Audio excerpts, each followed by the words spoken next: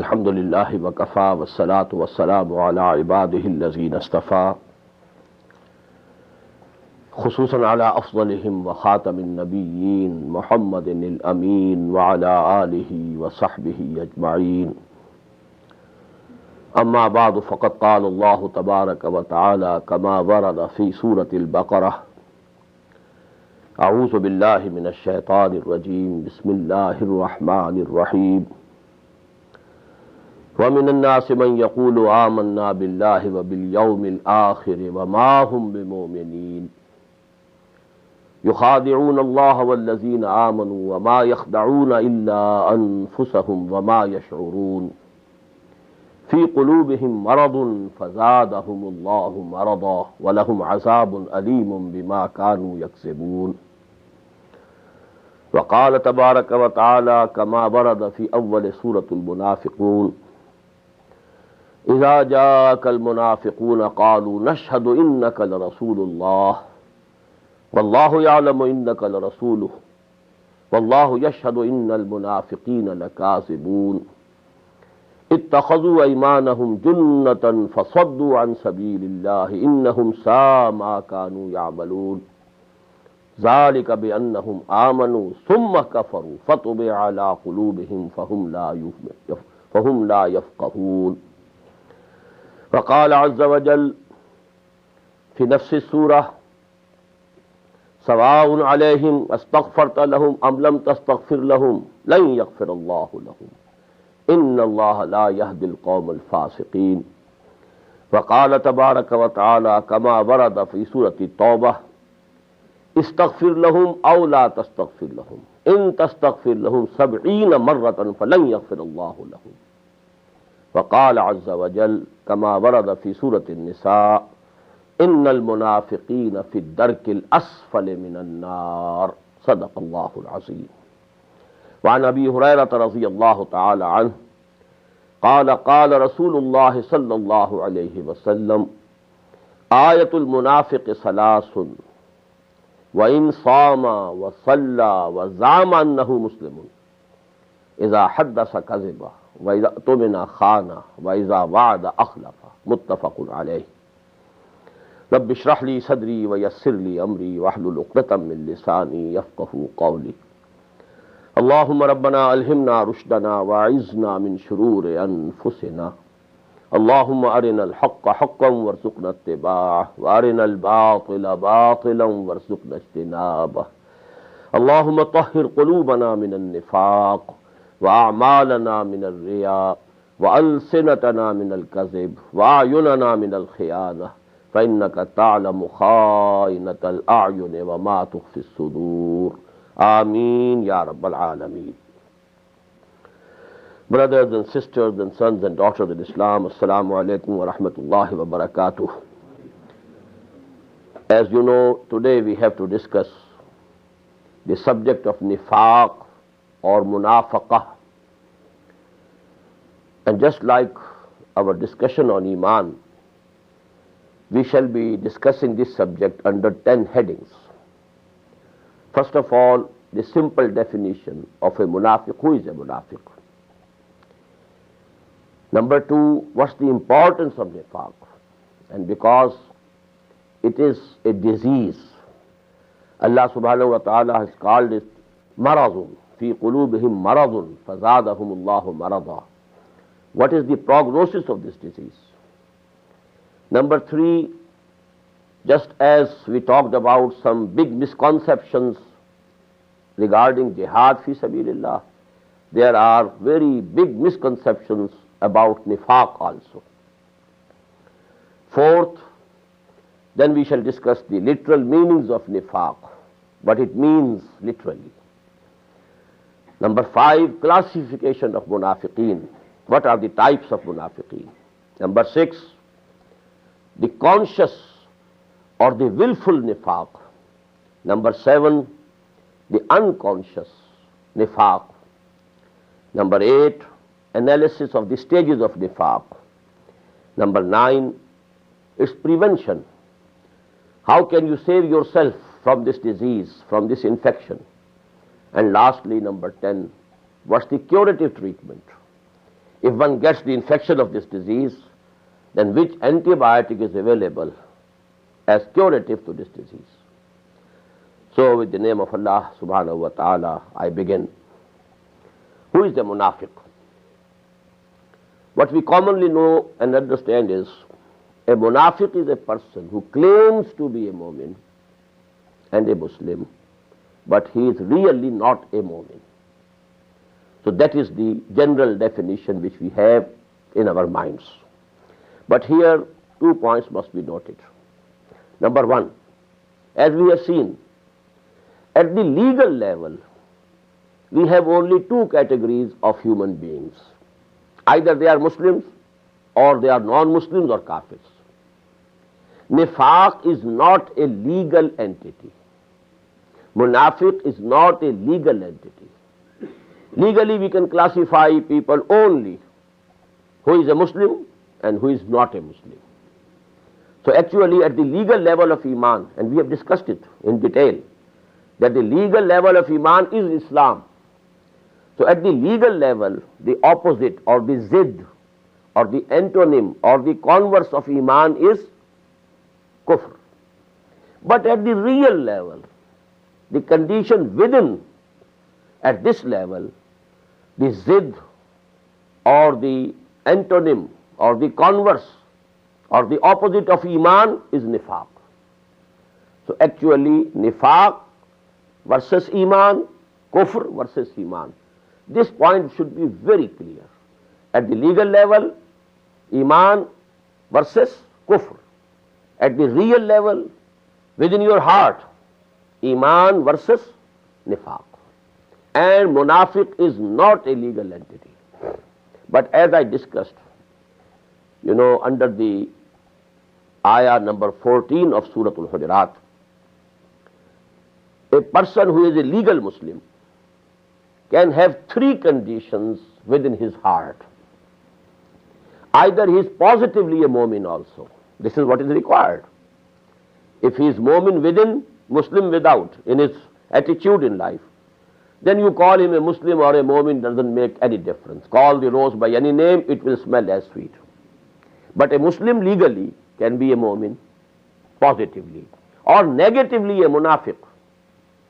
But between these 2 values, there is a 0 level also. A Muslim can be only a Muslim, neither a mu'min nor a munafiq.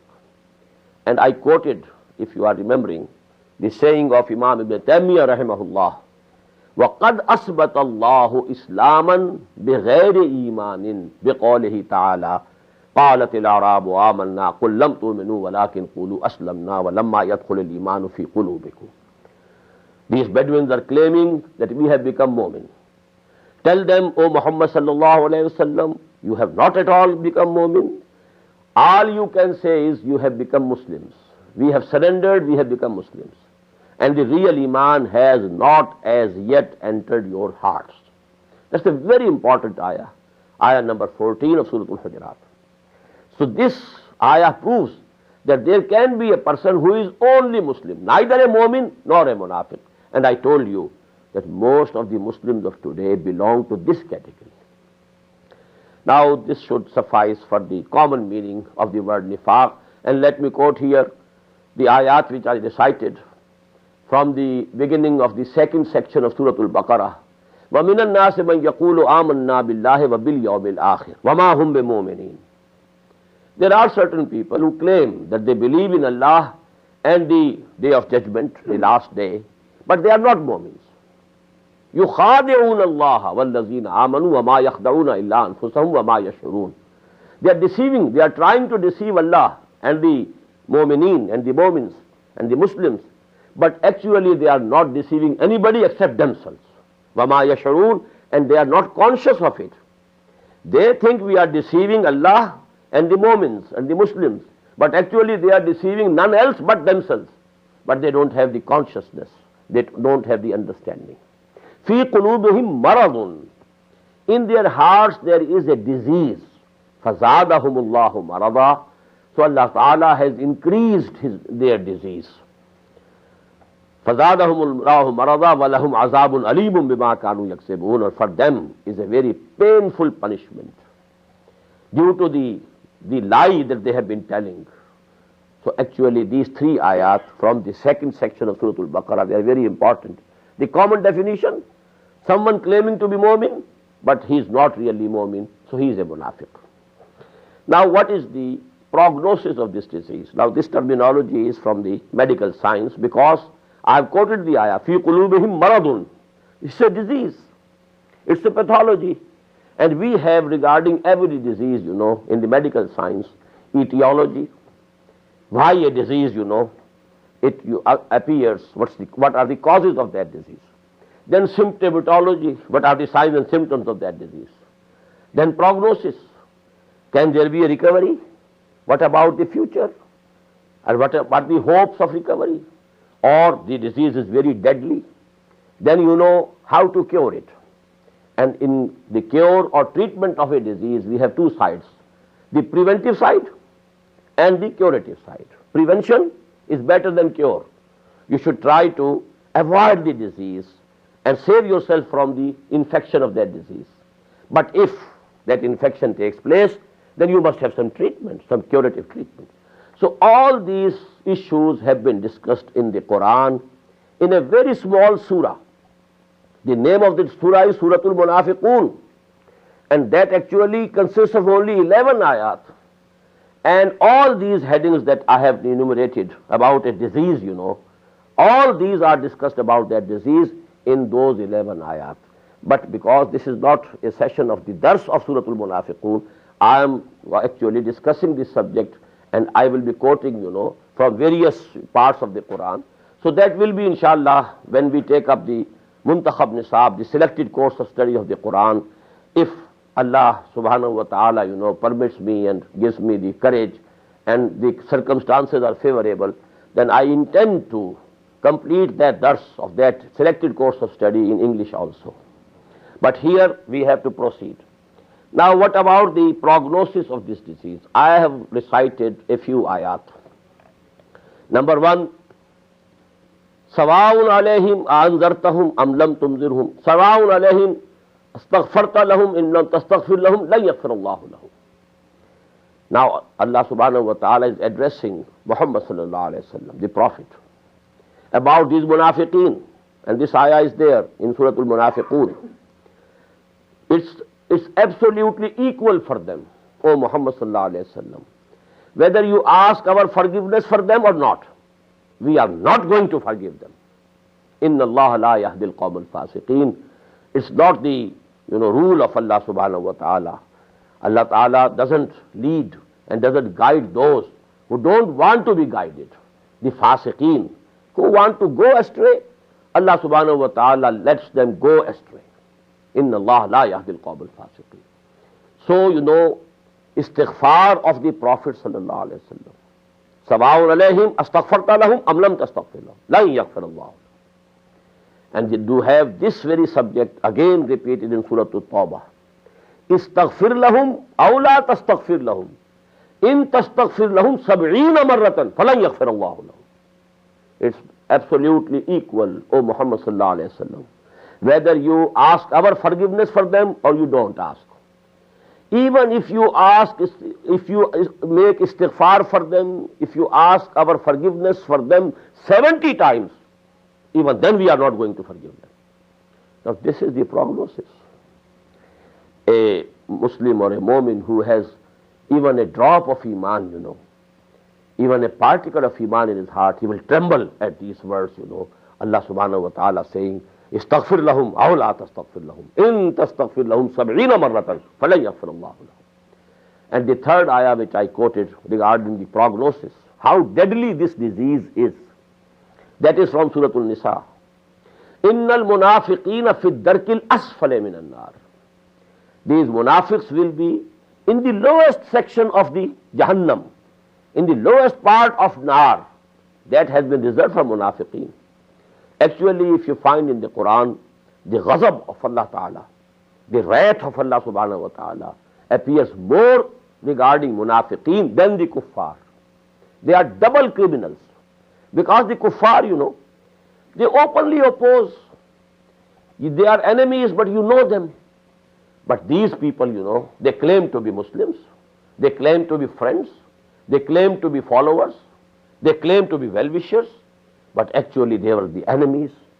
So actually Allah subhanahu wa ta'ala, His anger, His wrath, His ghazab, it appears in the Quran more for the munafiqeen than the kuffar.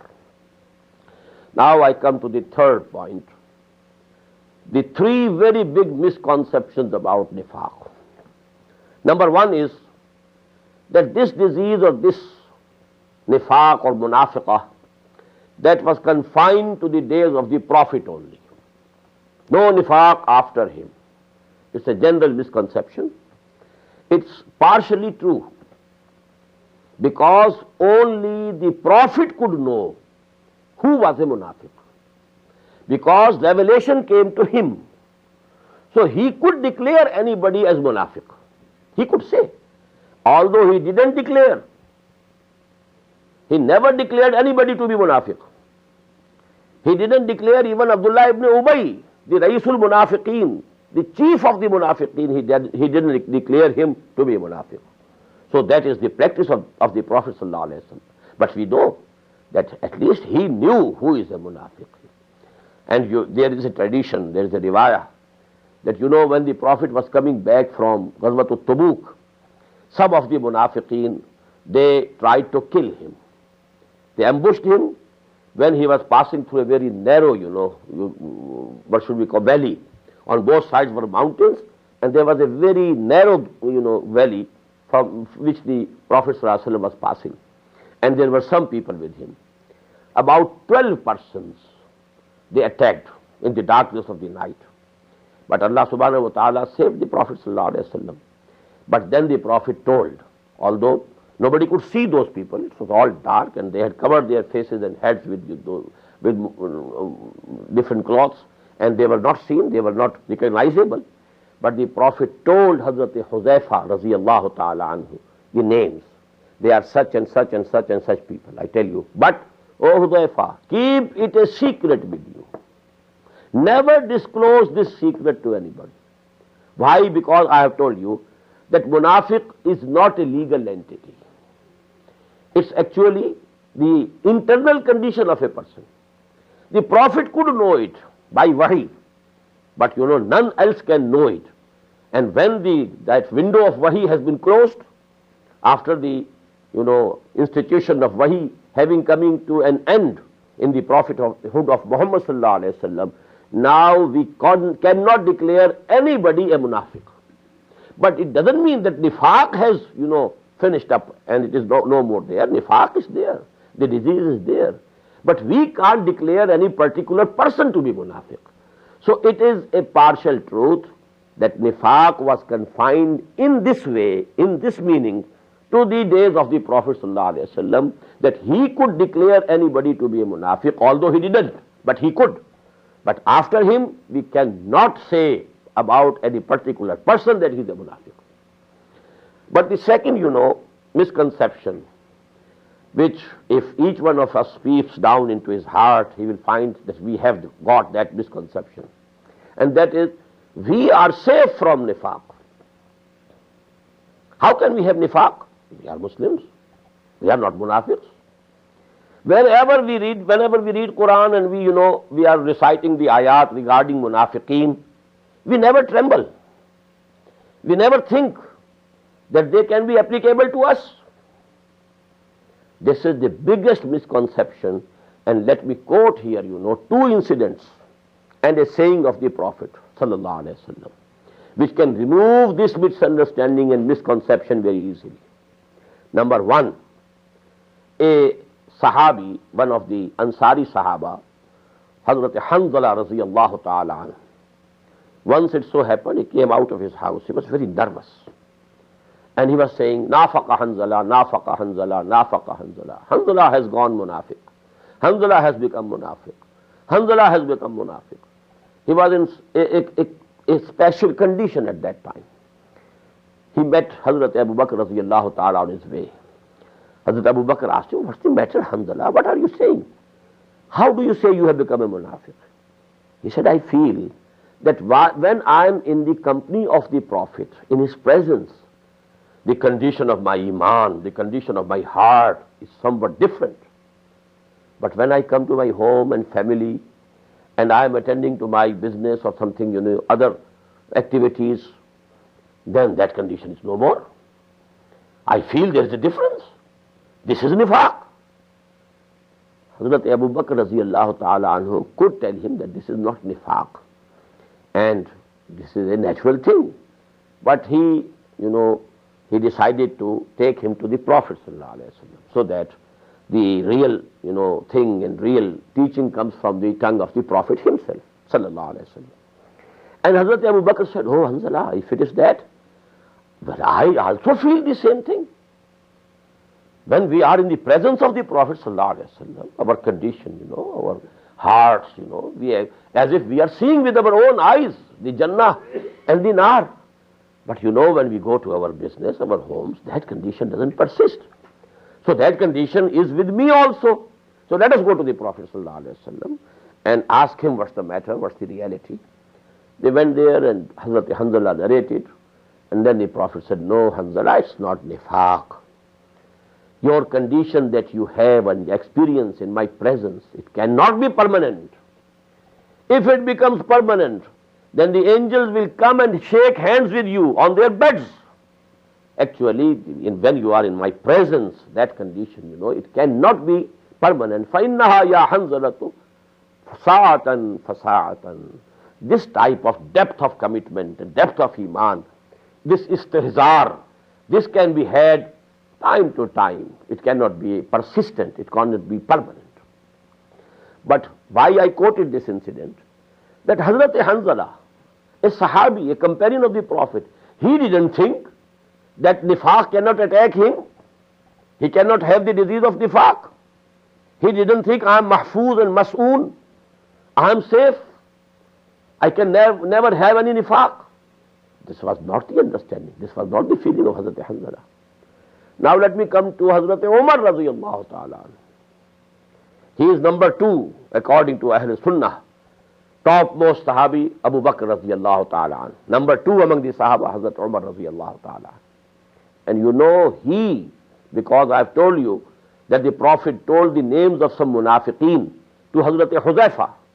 Once he went to Huzaifa radiyallahu ta'ala anhuma, and he asked him, in the name of Allah, I ask you, O Huzaifa, tell me, was my name also included in those names of munafiqeen about whom the Prophet told you?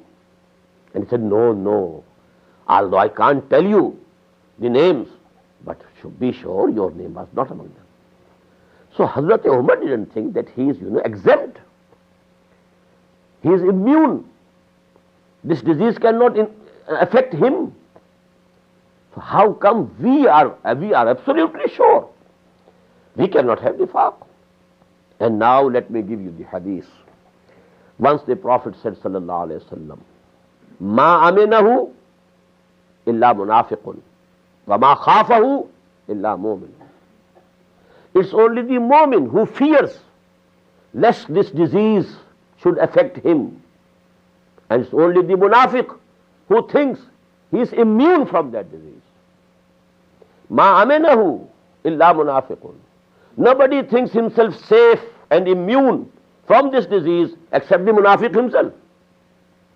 And nobody has the fear of Nifaaq lest it should attack him except a mu'min. And it's very logical, If there is some traveler, you just imagine the travelers of the past, people going on foot or on horsebacks or on camelbacks traveling, and they had their money or cash with them. Now if night fell and person, he's sleeping, he was always half asleep only. He was conscious lest somebody comes and steals his money. But who doesn't have any money? Well, he could sleep. He could enjoy a very, very sound sleep. There is a very beautiful couplet in Urdu from Ghalib. Raha khatka na chori ka, dua deta hu rahzan ko. Once the robbers have robbed me, I have nothing now. So I have nothing to fear now. Now I can sleep, I can have a very sound sleep because there's no danger of any theft because all that I had has gone. So and now I can, enjoy very sound and deep sleep. Raha khatka na chori ka, dua deta hu rahzan ko. So actually, whosoever has some iman, he will fear, lest he loses this iman. Whosoever doesn't have any iman, well, he will not at all have any fears that he will lose anything. So that is logical also what the Prophet said. Ma aminahu illa munafiqun, wa ma khafahu illa mu'min. What is the third, misconception? Most of us think that the munafiqeen are conscious munafiqeen. They deceive consciously. They know that they are deceiving. They know that we are not Muslim or Mu'min and we are only deceiving the Muslims. It's not the case. Rather, the bulk of the munafiqeen of the times of Muhammad sallallahu alaihi wasallam were unconscious munafiqeen. They didn't think themselves to be munafiq. I will discuss this issue because it's very important in detail later on. Now we come to the fourth heading. What is the meaning of the word Nifaaq and Munafiqah? In Arabic again the same thing, three-lettered root, Nafaqun. Nafaqun is the underground tunnel which has two openings, two mouths we can say. This is Nafaqun. And we have in the Quran also, وَإِنْ كَانَ كَبُرَ عَلَيْكَ إِعْرَاضُهُمْ فَإِنِ اسْتَطَعْتَ أَنْ تَبْتَغِيَ نَفَقًا فِي الْأَرْضِ أَوْ سُلَّمًا فِي السَّمَاءِ فَتَأْتِيَهُمْ بِآيَةٍ. This is Surah Al-An'am, ayah number 35. I'm not going to translate. You can yourself go and see the translation in the Quran. I only wanted to quote that this word appears in the Quran, Nafaqun. Nafaqun means an underground tunnel which has two openings. And this was the rule in the ancient times. There used to be forts, and there were the gates of the forts. But because if the enemy has captured, enemy is victorious, he is entering from the gates of the fort, where should the men go? The king or anybody there, the chief, he has to get some place, some way to get out. So they used to have tunnels, underground tunnels, and they were hidden, so that in times of emergency, they could run away through those tunnels, through those, surangs, we call it surang in Urdu. So actually Nafaq was a means of saving oneself in the event of defeat and to have, to escape through that tunnel. So that is Nafaqun. And Nafaqaun, that's the name given to the hole which Zab. Zab, is a lizard in the Arabian desert. And the Bedouins eat it. It's a food for them. And they catch it through dogs. Now Allah subhanahu wa ta'ala has given intelligence to all the creatures. All the creatures have, all the living beings have their organs of offense and defense. They want to save themselves. So Allah subhanahu wa ta'ala has given the Zab, the intelligence, the hole that she or he, digs in the ground, underground, he or she keeps two gates, two doors, two openings, so that if the dog is coming from this side, it could run and escape from the other side. And if there is danger from the other side, it runs away from this side. This is also Nafaqah. Now from this is derived this loves Nifaaq and Munafaqah. Who is the Munafiq? Double-faced person. A Munafiq who wants to save himself. I will discuss it inshallah in detail just now. Actually, what is the basis of Nifaaq, One wants to keep, safe. He wants to keep his life safe, his money safe, his wealth safe. He doesn't want to spend these things in the cause of Allah subhanahu wa ta'ala. And for that, he makes excuses, he tells lies, or even on oath, and that is the condition of the munafiqeen. So this is munafiqah and mukhada'ah. We have in the Quran, innal munafiquna yukhadi'una Allah wa huwa khadi'uhum. This is mukhada'ah. They are deceiving Allah and the Prophet, and the Muslims, and Allah is deceiving them. They are being deceived actually. That's as I just recited the ayah, وَمَا يَخْدَعُونَ إِلَّا أَنفُسَهُمْ وَمَا يَشْعُرُونَ. They are not conscious, they don't understand, but they are deceiving none else but themselves.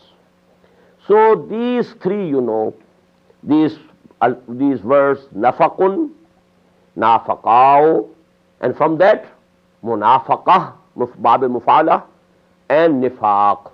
This is actually the literal meaning of this word. Now, classification. Usually, our ulama classify nifaq in two categories. Just as shirk fil aqidah, shirk fil amal. In the same way, nifaq fil aqidah. Yani, a person is himself consciously doing nifaq. He knows he has not accepted Iman, but he only deceiving, for the purpose of deceiving, he claims to be a Muslim. So that is the position of a person who has nifaq fil aqidah. He knows himself. And there is nifaq fil amal. He doesn't know that I am a munafiq. He thinks he is a Muslim, a perfect Muslim, but he is munafiq. And I narrated the hadith that is muttafaqun alayh from Hazrat Abu Huraira radiyallahu ta'ala anhu. The Prophet sallallahu alayhi wa sallam has been reported to have said, Ayatul munafiq salasun, wa in sama, wa salla, wa zama annahu muslim. There are three signs of a munafiq. If you find them, it means he is a munafiq. Although he might be fasting, he might be praying. Wa in sama wa salla wa zama annahu muslimun, and he might be thinking that he is a Muslim. But still, if he has all these three, signs present in him, then he is a munafiq. إِذَا حَدَّثَ كَذِبَ وَإِذَا وَعَدَ أَخْلَفَ وَإِذَا أَؤْتُمِنَ خَانَ. Whenever he speaks, he tells a lie. Whenever he makes a promise, he breaks it, goes back on it. Whenever he is trusted, he betrays the trust. So these three things. Whenever he speaks, he tells a lie. إِذَا حَدَّثَ كَذِبَ وَإِذَا وَعَدَ أَخْلَفَ. Whenever he makes a promise, he goes back on his words, he breaks his promise. وَإِذَا أَؤْتُمِنَ خَانَ. When he is trusted and something is entrusted to him, something or some powers, then أَؤْتُمِنَ خَانَ. He doesn't prove to be trustworthy and he betrays the trust. These are the three symptoms of a munafiq. And there's another hadith. Arbaun man kunna fihi fa innahu munafiqun. Four, things have been enumerated in that hadith. If all the four are present in anybody, he is 100% munafiq. If one is there, he is a munafiq to that degree. To say and explain it, he is 25% munafiq. If two things are present in him, then he is 50% munafiq. Hatta yada'a. Until that time that he leaves that thing, gives away that habit. If all these four habits are present, then he is munafiq. He is a perfect munafiq.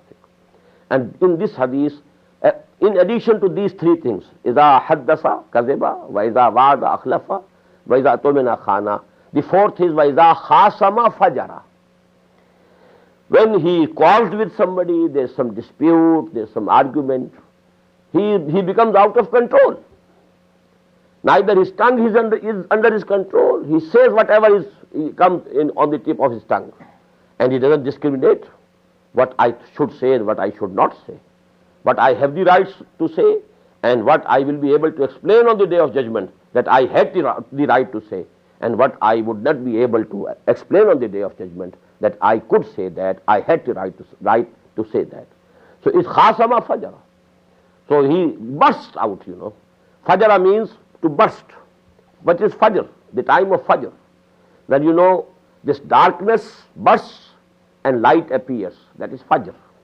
So actually, this fajara, one is out of control. He bursts out. So that is the fourth symptom or sign of this nifaq amali. So this is the classical classification. Generally, ulama classify nifaq as Nifaaq fil aqidah, a person who himself knows that he is a munafiq. He is doing it willfully, knowingly, consciously.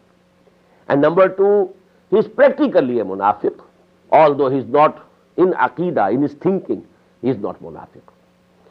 I express it in a different manner. And that is, there are two types of nifaaq. Conscious and willful nifaaq and unconscious nifaaq. Let me give you the example of conscious nifaaq and willful nifaaq. Suppose a non-Muslim wants to do some spying work in a Muslim country. A Hindu, for example, of Bharat, he is working with some intelligence service, RAW or the like of India, and he enters Pakistan. And he claims to be a Muslim. He learns some Quran, he keeps a beard, all the appearance, and he has khatna also done, so that if it is, it is seen and discussed whether he is a Muslim or not, he has that symptom and sign also present. Because these things have happened in Pakistan.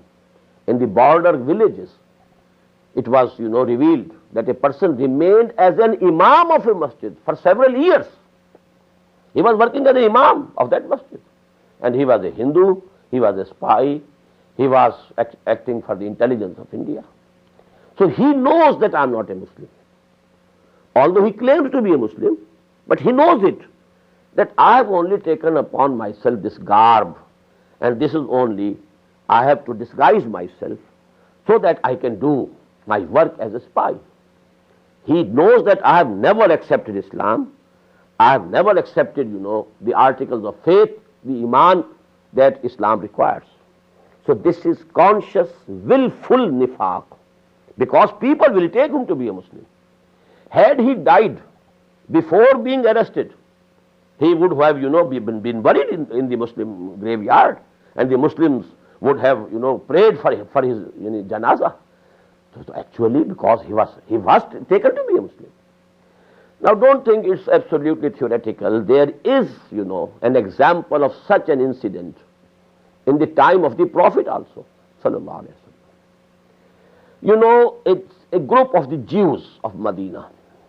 They hatched a conspiracy because, they saw that whenever a Muslim, a person embraces Islam, he becomes Muslim.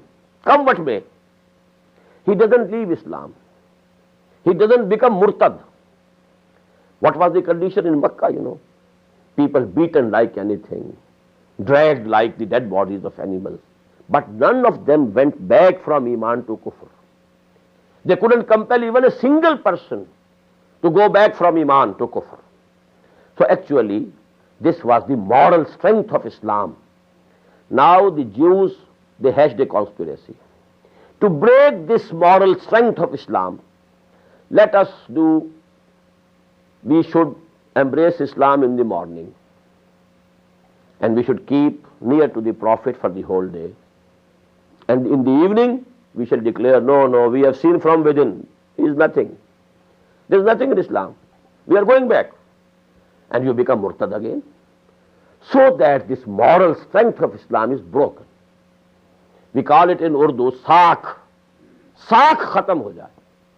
ईमान की एक साख बन गई है, एक उसकी एक value है, एक उसके लिए they have a value in their estimation, that whosoever becomes a mu'min, he doesn't go back.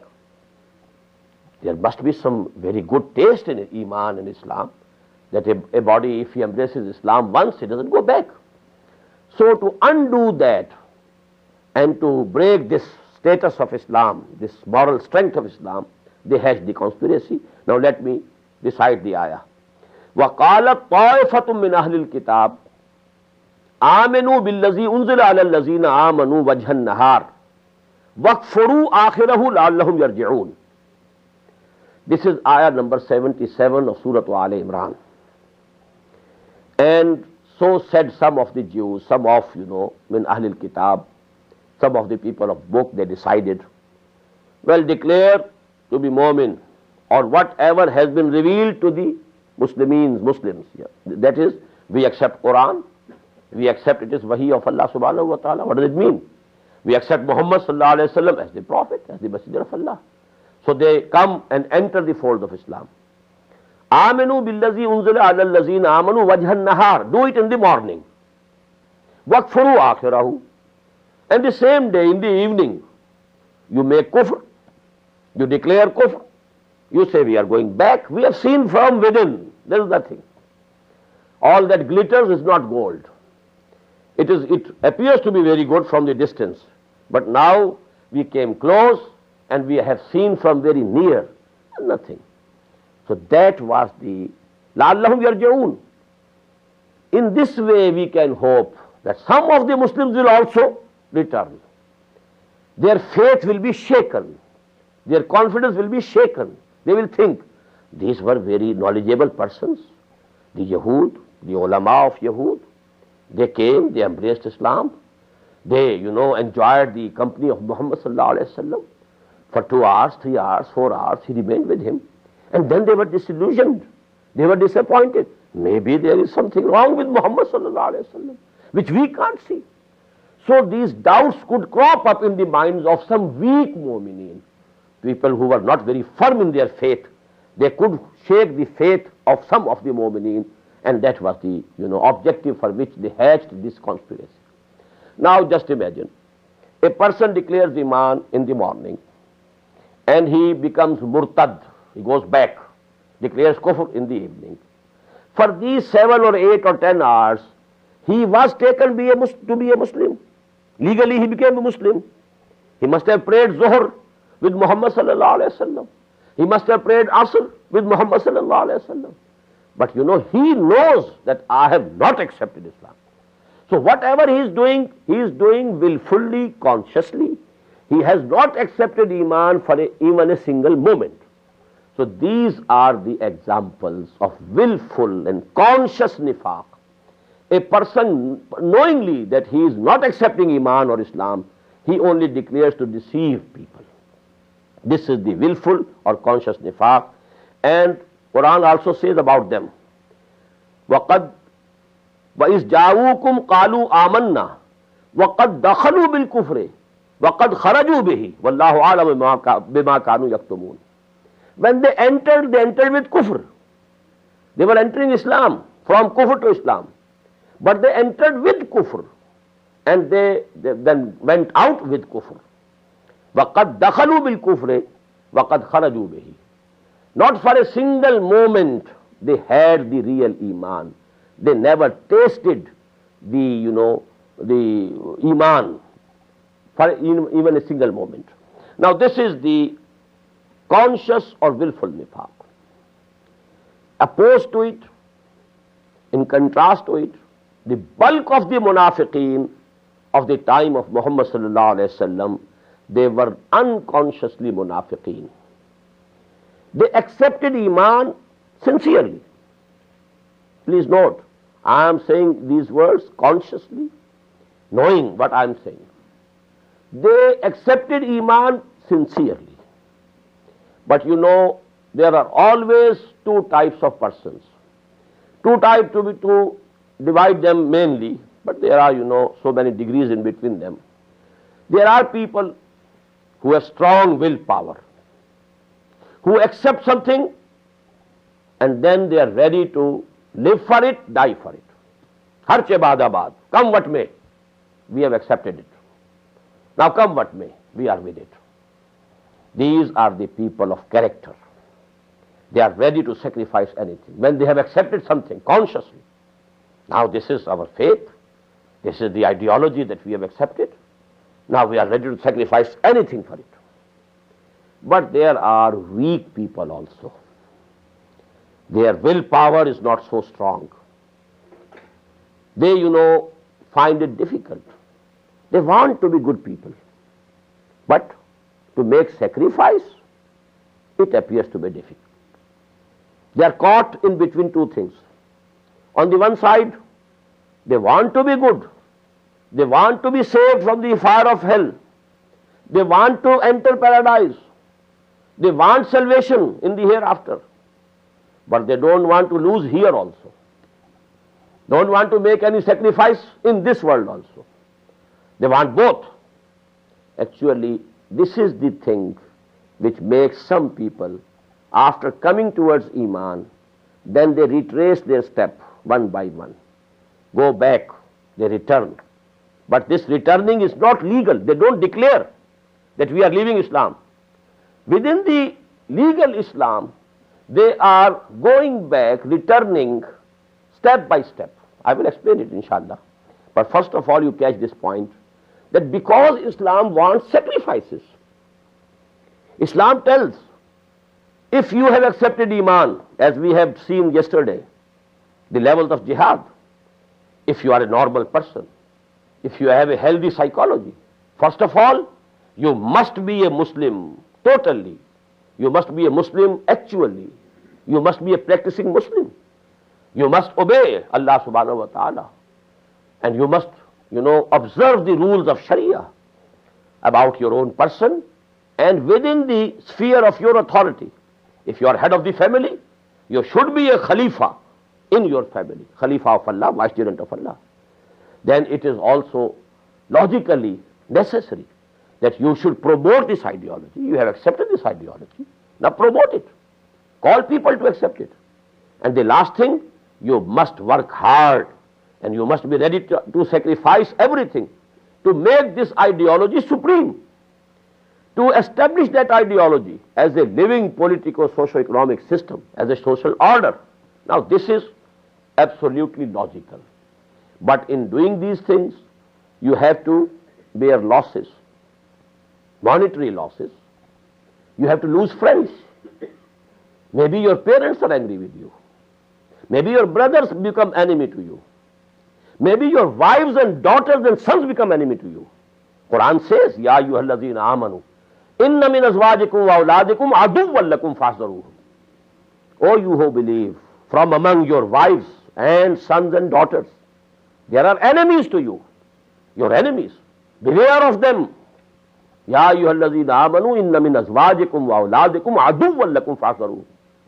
If a person was, making money from legal as well as illegal, halal as well as haram means, there was all the comforts, all the luxuries for all the family. They were very happy. Now he decides, from today, I will live within my halal means, no haram mean of earning. What will happen? The comforts are lost. Luxury is gone. Maybe they have, simple bread, and maybe it is not 2 times a day. Maybe it's only 1 time a day. What will happen?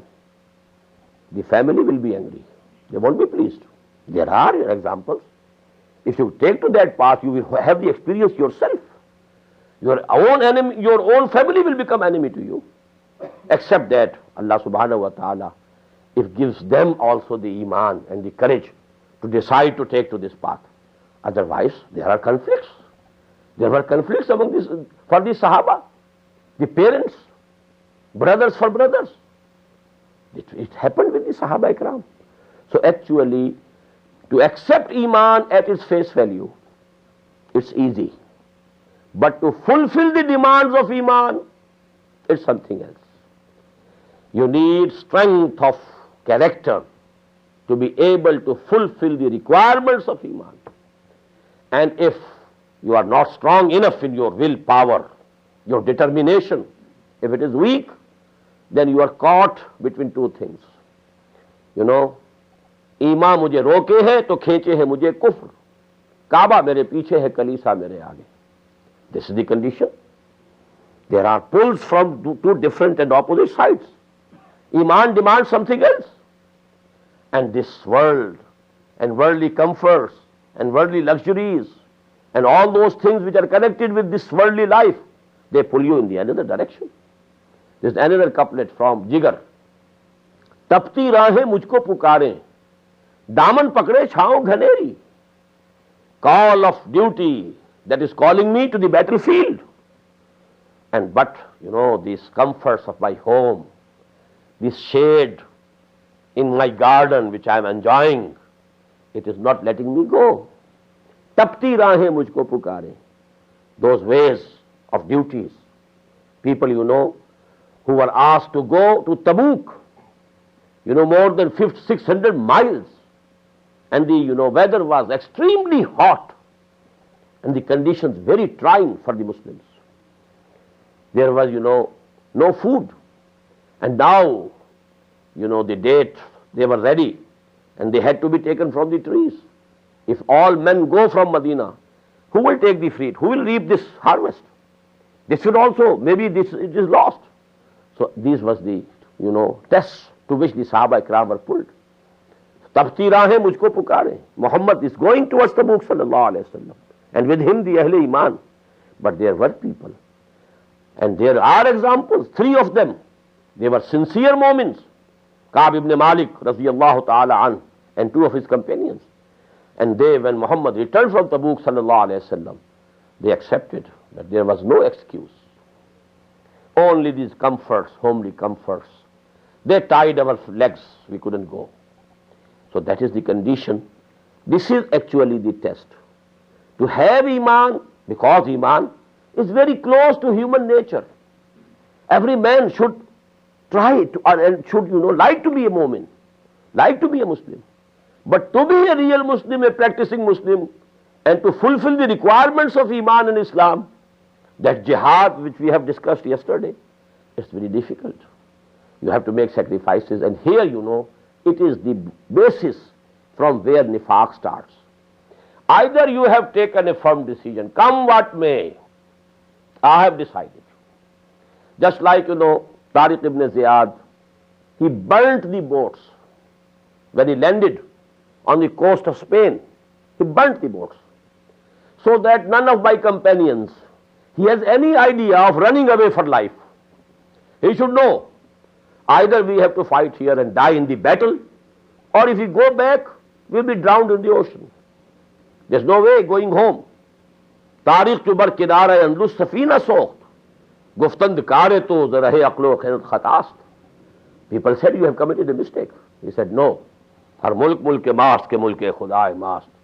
Now this country, this land, this belongs to Allah, and we also belong to Allah. So if we die here and if we are buried here, there's no harm. So that is, one state of mind, that I have accepted this, now I have to live for it, I have to die for it. Come what may. Any sacrifice that I have to make, I'll make. Inna salati wa nusuki wa mahyaya wa mamati lillahi rabbil alamin. This is one position. If you are weak, if you are, interested that you shouldn't lose anything over here, then there is, the beginning of a maraz. This is the disease.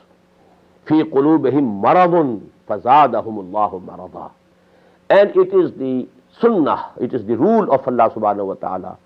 Whosoever chooses whichever way for him, he makes that way easier for him. Well, go. If you want to come to Iman, if you make a firm decision, inna salati wa nusuki wa mahyaya wa mamati lillahi rabbil alamin. If you are firm in this decision, come what may, whatever I have to lose, I am ready to lose. And Allah subhanahu wa ta'ala had warned the Sahaba Ikram in the very beginning of the Madani period. وَلَنَبْلُوَنَّكُمْ بِشَيْءٍ مِنَ الْخَوْفِ وَالْجُوعِ وَنَقْصٍ مِنَ الْأَمْوَالِ وَالْأَنفُسِ وَالثَّمَرَاتِ وَبَشِّرِ الصَّابِرِينَ.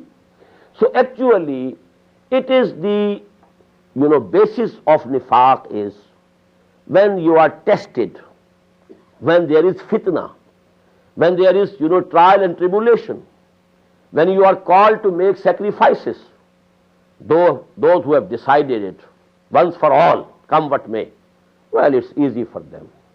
But those who have not made such a firm resolve, it becomes difficult for them. And that is the beginning of this maraz. Fi qulubihim maradun fazadahumullahu marada. And those people, if they come back to kufr, now let me, translate the 3 ayat of Surah Al-Munafiqun from the very beginning, Ayah 1, 2nd and 3rd, 1st, 2nd and 3rd.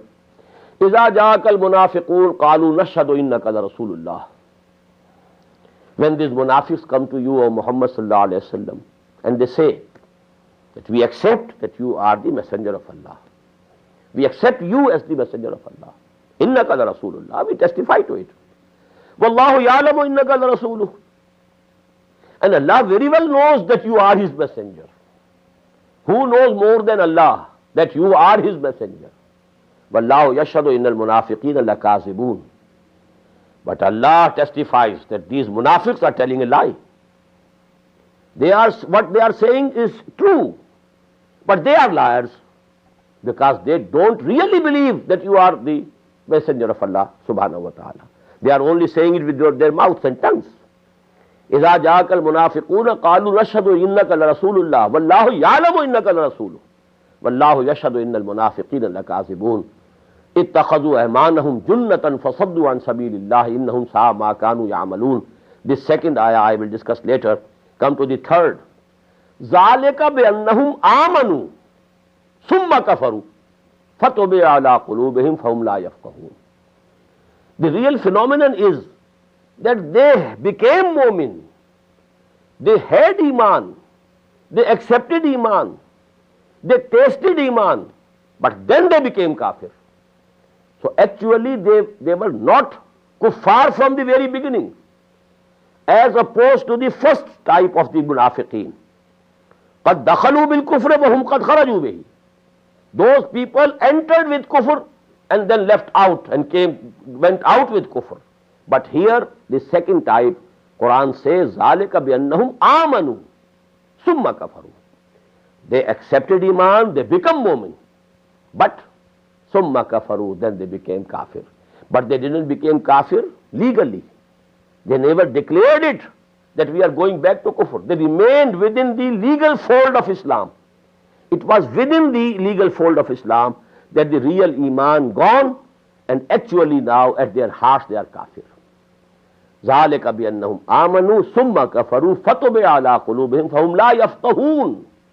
Now Allah subhanahu wa ta'ala has put a seal on their hearts, and they understand not the real understanding, the faculty of understanding that has been taken away from them. Let me quote another ayah. This going back from iman to kufr, and please note, not legal kufr. They were not murtad, they remained Muslims. But within their hearts they become kuffar. But they had accepted iman. This was not a sudden change. Just as if you have seen a person drowning, what happens? Once he goes down below the surface of the water, then he comes up. Again he goes down, then he comes up. 2 or 3 times, and then he's gone. Finally he's gone. Same is the picture that Allah subhanahu wa ta'ala has depicted in the Quran. Inna allazina amanu summa kafaru summa amanu summa kafaru summa zdadu kufran lam yakunillahu liyaghfira lahum wala liyahdiyahum sabila bashiril munafiqina bi anna lahum azaban alima. Those who believed and then disbelieved and then believed and then disbelieved and then believed and then disbelieved and then finally disbelieved, and they went forward and forward in disbelief, Allah subhanahu wa ta'ala is not going to forgive them and is not going to lead them to the right path. O Muhammad sallallahu alayhi wa sallam, give the glad tidings to these munafiqeen, bashiril munafiqeen bi anna lahum azaban alima, that Allah subhanahu wa ta'ala has in store for them the worst punishment, the very painful punishment. Now this is the condition. A drowning person, just like a person who is drowning. He goes down and then comes up, and then goes down and then comes up, and after 2 or 3 times, and then he is drowned. In the same way, a person who is weak in his determination. He wants to be a mu'min also, but he doesn't want to make any sacrifice also. He wants to continue all the comforts. All should be pleased. There should be no conflict. There should be no danger for me. But I should also be a mu'min. He oscillates between iman and kufr. He is, like a pendulum, going to this side and to this side, and then again to this side and this side. And finally, he, sinks to the bottom, and he becomes a kafir, but not kafir legally. He is a munafiq. kafir at heart, but legally he remains a Muslim. This subject we shall continue inshallah in the next session. أقول قولي هذا واستغفر الله لي ولكم ولسائر المسلمين والمسلمات.